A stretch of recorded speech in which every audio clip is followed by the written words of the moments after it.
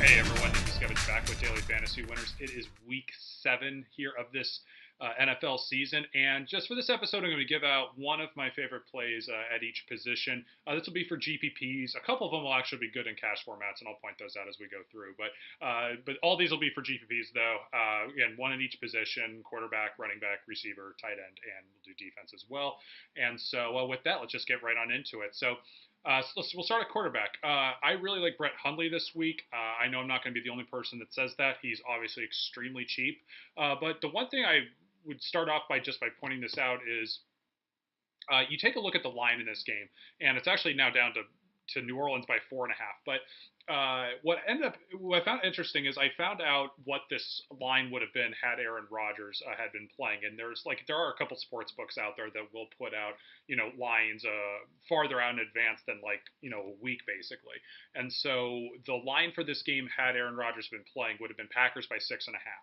And so this line, obviously, that line obviously is not the case anymore because Aaron Rodgers is out for the season.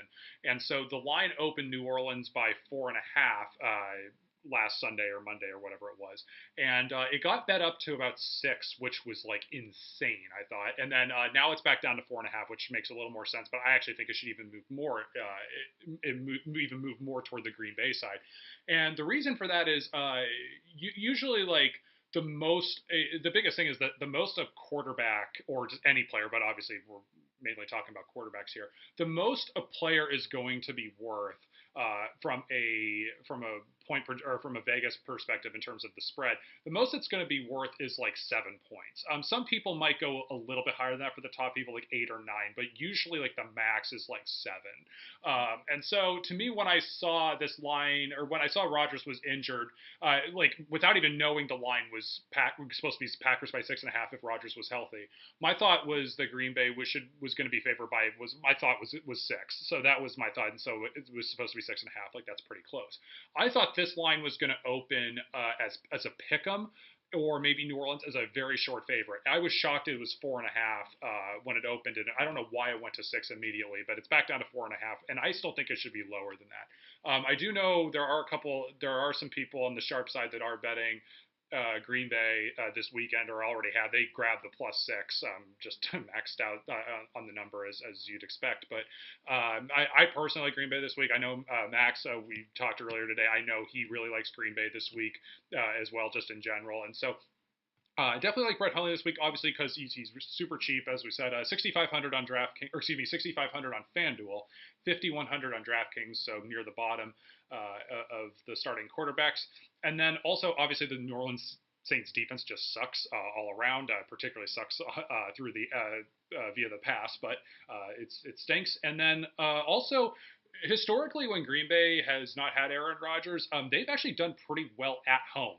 I know a lot of people probably remember this is the Matt Flynn game against the Lions, where I think he said it was the single game passing record for the Green Bay actually in that game, if I'm not mistaken. But Matt Flynn just carved him up, and obviously that's Matt Flynn. And so Brett Hundley, I think, is actually a pretty solid quarterback. He's been in the Green Bay system now here for at least a couple of years or a few years. And the one other thing also is he didn't really show this against the Vikings last week, which doesn't shock me because he came in during the middle of a game. Obviously, the Packers weren't preparing for Hundley to be their starting quarterback, so you didn't really see it last week. But the one thing you should know also about Hundley is that he definitely runs the ball. He ran it a ton when he was in college at UCLA.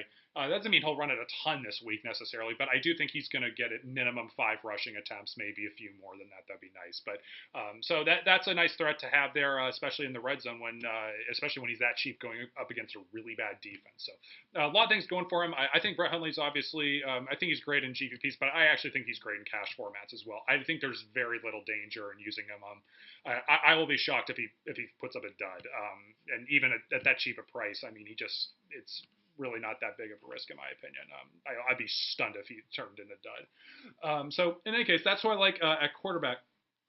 So for running back, This guy is somebody who I think is who has been played a reasonable amount here so far this year, but he just has not turned out, and the ownership's going down. But that's Jay Ajayi. And so, obviously, Ajayi is somebody we know that is very explosive, has had big games in the past. Last year, when he finally got the majority of the carries, he obviously had some very good games. Miami was very run heavy last year when the game flow suggested it. And so, right now, if you do take a look at Ajayi, even just this year, if we take a look here at carries, these are total carries. Well, actually, I should say, well, over here is total carries. This is for Miami right here at the top. And you'll see here Jay Ajayi. He is averaging 20.4 carries per game. And you see this 5 right here. This is just the rank. That's 5th in the NFL. So 20.4 carries per game is the 5th most in the NFL. So Ajayi, we know he's getting quite the workload here, and he's especially been getting it here over the last couple weeks. If you take a look at weeks 5 and 6 here over on the right-hand side, this is what it stands for. So we got 25 and 26 each of the last 2 weeks. And the reasoning for that versus like the 11 and 12 he had in weeks 3 and 4 is that Miami actually was in the game and they actually ended up winning the last 2 weeks. Also, that helps as well. But the game flow suggested that Ajayi could play more. And so Ajayi's not only were his carries up the last couple weeks, his snap counts were up as snap count percentage was up as well. It was like in the mid to upper 70s, I believe, the last couple weeks. And so this is a nice spot for him because they're going up against a Jets team right now. If we go back to the stats here over on this tab, and if we take a look at DYP rush, that's just defensive yards per rush attempt, I should say. And so if we scroll down to the New York Jets, which is going to be right here, this means the Jets are 24th against the run right now in yards per attempt allowed. And so that's obviously not very good. And so the Dolphins are obviously at home. They are a favorite. I do know that if you actually look over here, this is offensive yards per rush attempt offensively. The Dolphins are 27, 3.5 yards per carry. I think we saw that Ajayi was like just under 4 yards a carry. YPC 3.83 yards per carry. So yeah, Miami struggled to run the ball this year, and their offensive line has not been good. But this is about as good of an opportunity as we're going to find here for the Dolphins, I think, the rest of this year. There aren't many better opportunities because the Dolphins aren't a very good team. They're not going to be favored in very many games, pretty much. And so this is kind of one of those situations where I would just say, if not now, when for Ajayi? I still think he's a very good running back. I just think his O-line stinks. And but this is a good enough matchup, and because Ajayi has the upside that if Miami does do a little bit better there with the run blocking here in a good matchup this week, Ajayi could have an explosive game as we've seen before, and so probably shouldn't be owned that much. So definitely more of a GPP option there at running back. And so we'll move on to wide receiver here. One guy I think that it's kind of interesting. I don't know if I don't think he'll be played that much just because he hasn't done enough to warrant the ownership. But I know there are probably some people that have caught on to this, but we'll get into it here. That's Cooper Kupp, 5,800 on FanDuel, 4,600 on DraftKings.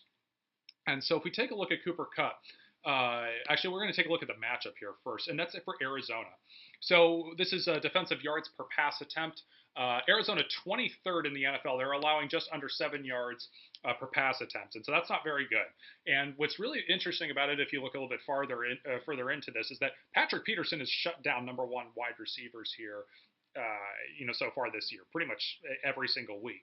But what's happening here is that the number 2, number 3 wide receivers, the tight ends, especially the number 2 wide receivers, actually, they're all benefiting tremendously right now because the rest of Arizona's pass defense just, quite frankly, it stinks, and it's really bad. So. This is a spot where I think Cooper Kupp fits in well, based on that matchup, of course. And so if we take a look also at the Rams, which is a little bit interesting, the Rams right here, they are, if we take a look at offense right now, this is offensive yards per pass attempt. The Rams are 4th in yards per pass attempt. So that's they've actually been throwing it very well. Now, the catch to that is a little bit, now if we look over here, the Rams are 6th in run percentage and 27th in pass percentage. So obviously the Rams want to run it more than they want to throw it right now because Todd Gurley is really good. But so far right now, the Rams have actually been pretty successful at throwing the ball right now. Just even though, because probably defenses are focusing on stopping Todd Gurley, of course, because he is such a dangerous threat. But in any case, I would just say, like, for right now, because the Cardinals' rush defense, actually, I should have pointed this out as well. The Cardinals are 4th in yards per rush attempt allowed. So the Cardinals have a pretty good rush D. So really, the way teams have been moving the ball against Arizona very well are like I said, the number 2, 3 wide receivers, tight ends, running backs, and everything like that throwing through the air. So this is just a really good matchup, I think, all around for Cooper Kupp. This is a nice spot to use him.